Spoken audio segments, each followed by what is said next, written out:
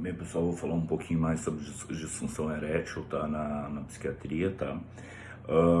As disfunções sexuais parece que, segundo a OMS, afetam 30% dos homens, tá? No mundo, tá? E a disfunção erétil é apenas uma das faces de uma disfunção sexual, tá? Que antigamente essa era chamada de impotência sexual, tá? Que não se denomina mais dessa maneira, mas sim de disfunção erétil, né? Porque, porra, pesado, né? Impotência, enfim.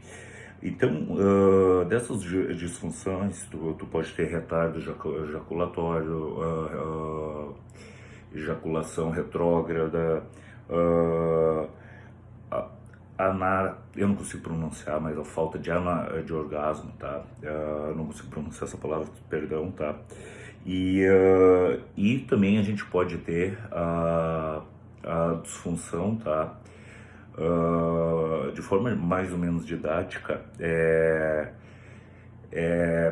dividido o desejo tanto no homem quanto na mulher, tá? Em fases, né? Desejo, excitação, orgasmo e resolução, tá? Então, em que fase a gente tem que identificar está sendo prejudicada, né? Eu vou me deter mais na questão da disfunção erétil, tá? E as implicações que tem na psiquiatria, né? Então, uma das coisas muito prevalentes é a ansiedade por desempenho, né? As fantasias que podem ocorrer sobre o tamanho do pênis no homem, enfim, levando em conta que, sim, mulheres podem preferir um tamanho maior, enfim, mas existem várias maneiras de citar companheira, enfim, e dependendo da questão do tamanho da vagina, falam, não sei bem exato, teria que ver isso com o ginecologista, mas em torno de 11 centímetros seria o tamanho do canal vaginal, né? E então, teoricamente, um órgão desse tamanho seria suficiente para corresponder à questão da excitação por penetração, né? Tá.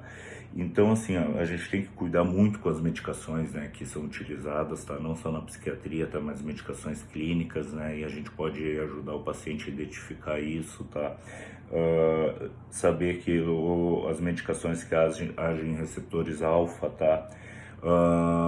E bloqueio, ele não dão só tontura, pré-síncope e, enfim, outras preocupações que a gente tem, né, no início do tratamento, né, mas mas pode ocasionar uma ejaculação precoce, tá, no paciente, ou mesmo o, o, a não ereção, né, no caso, né. Então, a disfunção erétil, ela pode ter várias, ela tem que ser vista junto com o urologista, com médicos clínicos, com terapeuta, e o psiquiatra, se faz necessário, também, tá? Então, é implicado questões hormonais, tá? E não é meramente a testosterona, mas existe testosterona total, livre, a dihidrotestosterona, tá? Hormônios femininos que pode estar aumentados, a prolactina que pode estar aumentada em decorrência de muita medicação psiquiátrica, tá? Então aí entra a questão do endocrinologista, né, para manejar essas questões, tá? E esses hormônios, os hormônios masculinos, estão mais ligados à fase do desejo e não tanto da questão da ereção, tá? A ereção, o problema seria mais do tabagismo, a questão da hipertensão, tá? Uma insuficiência cardíaca renal, tá? Uma lesão neuronal, hipotiroidismo, tá? Drogas anticolinérgicas, tá? Tá aí o uso de muitos medicamentos, muito isso na rede pública de piperideno e anticolinérgicos quase de forma preventiva, né, para evitar sintomas pseudo-parkinsonianos, né. medicação serotoninérgica, antidopaminérgica, como falei, tá? A gente tem que cuidar da questão da insuficiência hepática, que aí entra a questão do hormônio feminino aumentado nos homens, né? E também entre os medicamentos também utilizados algumas vezes por nós, os beta-bloqueadores, muitas vezes conhecidos como beta-broxadores, né? Que eles também atrapalham bastante na questão da ereção, né? Uma vez que as fibras beta são importantes, né, para proporcionar e manter a ereção, né? Também é importante ver as fantasias sexuais, se existe uma parafilia, tá? A questão do orgasmo, do desejo, toda essa parte tem que ser analisada, tá? E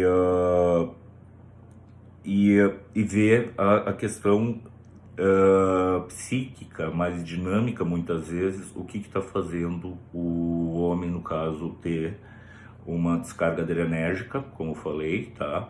E ação nos alfa e beta receptores, fazendo com que aconteça uma ejaculação precoce mesmo, ou a não ereção, tá? Então, assim, uma maneira leve, simplista, sabe, da gente identificar isso também é a questão se a ereção está preservada na masturbação, ou se existe poluição noturna, ou ereção matinal, né? Então, quando isso existe, de uma maneira um pouco mais grosseira, leva a gente a acreditar que são disfunções mais ligadas a causas psíquicas, né? Então, e lembrando muito, né, não como no trabalho, nos vídeos que eu falei sobre burnout, também existe uma paranoia, digamos assim, uma paranoia de desempenho. Então, é feito uso indiscriminado de medicações, né, como sildenafila, tadalafila, enfim, em pessoas que talvez não tivessem indicação o uso dessas drogas, né?